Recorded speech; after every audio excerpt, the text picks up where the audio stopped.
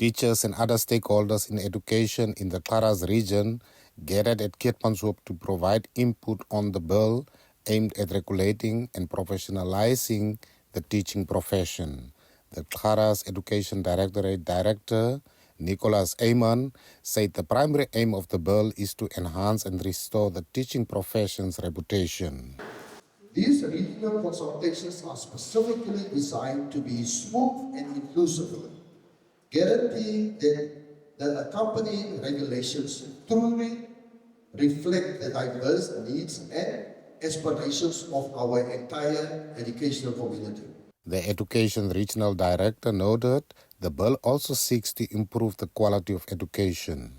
Ultimately, our goal is to ensure high-quality education, training, and learning in both public and private education institutions across Namibia.